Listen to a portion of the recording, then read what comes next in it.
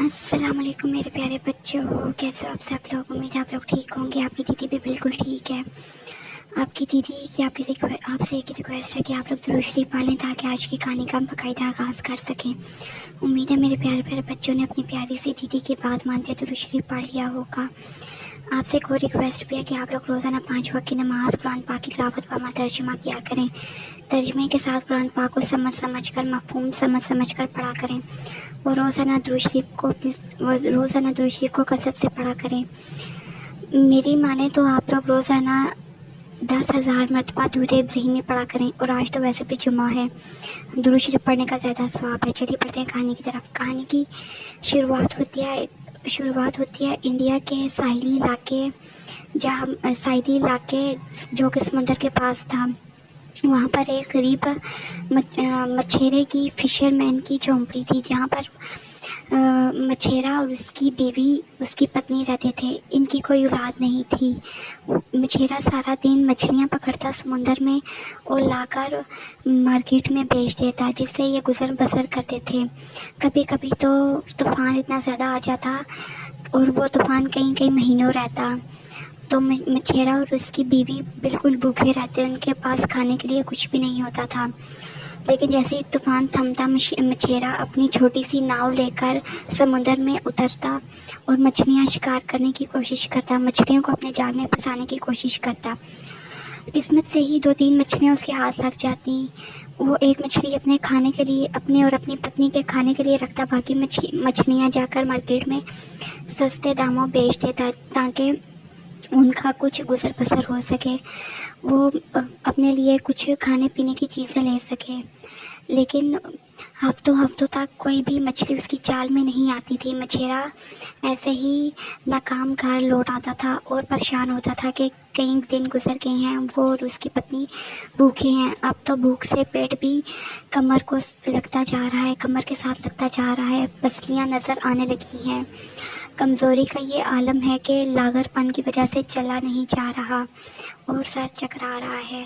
دوسری طرف مچھیرے کی پتنی کا بھی یہی حال ہوتا ہے کمزوری کی وجہ سے، کیونکہ انہیں کئی مہینے مچھلیاں نہیں ملتی اور وہ گھاس پھوس کھا کر گزارا کرتے ہیں۔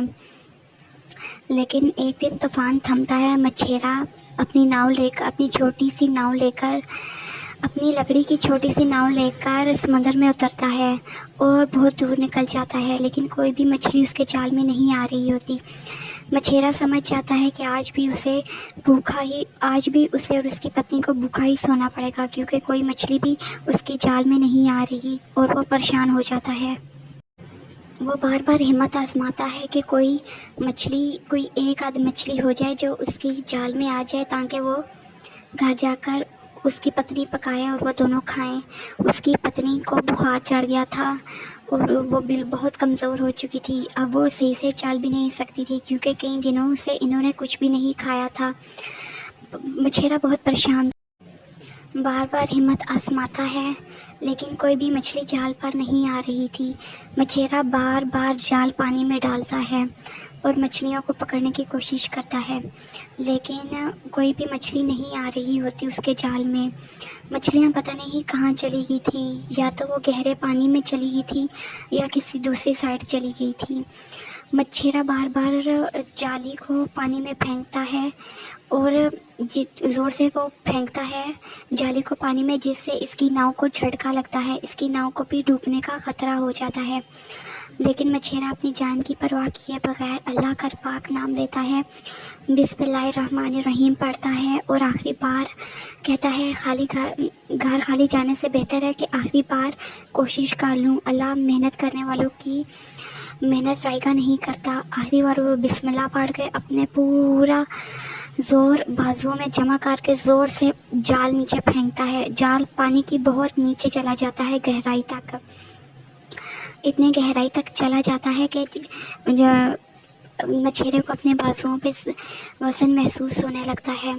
مچھیرا جال کو اوپر لانے کی کوشش کرنے لگتا ہے، لیکن جال بہت بھاری، پانی کی وجہ سے جال بہت بھاری ہو جاتا ہے، لیکن مچھیرا ہمت نہیں آتا۔ وہ مسلسل جال کو اوپر لانے کی کوشش کرتا ہے اور جال تھوڑا سا اوپر آنے لگتا ہے، اور کرتے کرتے جال اوپر آ جاتا ہے۔ جب جال تھوڑا سا پانی میں رہ جاتا ہے تو مچھیرے کو جال میں ہلچل محسوس ہوتی ہے. وہ جال کو ایک دم اوپر کھینچتا ہے اور ناؤ پہ پھینکتا ہوا دیکھتا ہے کہ اس کی جال میں ایک سونے کی مچھلی پھنس چکی ہے.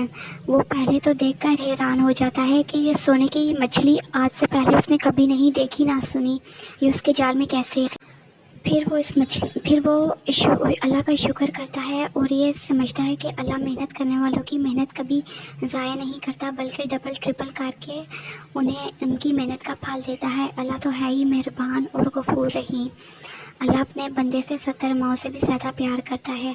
مچھیرا مطمئن اور خوش ہو جاتا ہے کہ آج تو اس کی بیوی بھی بہت خوش ہوگی. وہ یہ مچھلی لے کر گھر جاتا ہے، اس کی بیوی مچھلی لے کر خوش ہو جاتی ہے. پھر